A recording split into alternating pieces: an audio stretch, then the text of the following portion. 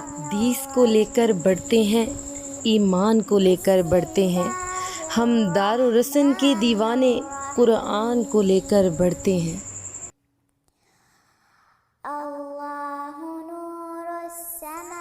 تم ایک لڑکی ہو، تم ایک مسلمان لڑکی ہو، ایک پاکیزہ حیا دار لڑکی ہو۔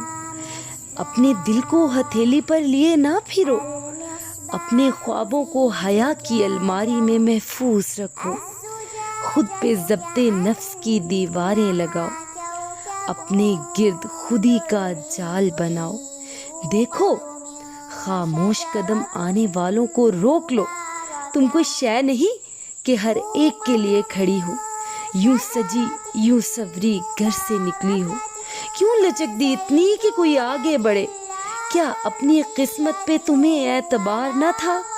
کیا خدا کی ذات پہ تمہیں بھروسہ نہ تھا؟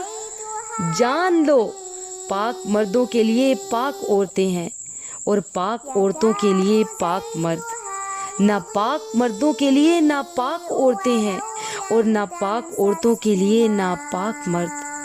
سنو تم خود کو پاکیزہ رکھنا، اس گرد سے خود کو بچا بچا کر رکھنا۔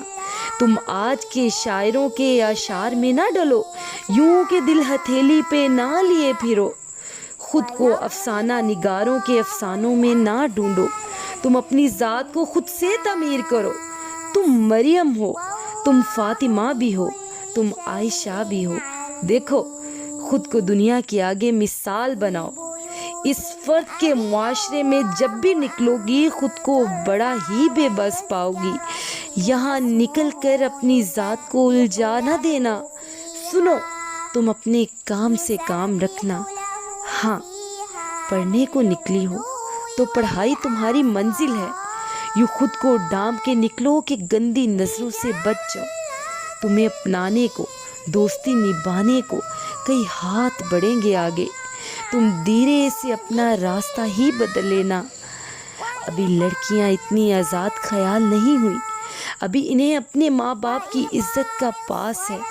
وہ ہر ایک کے لیے سجی سوری نہیں پھرتی، وہ کسی غیر سے چھپی دوستی نہیں رکھتی، وہ چھپ کے ماں باپ سے کسی انجانے پہ اعتبار نہیں کرتی۔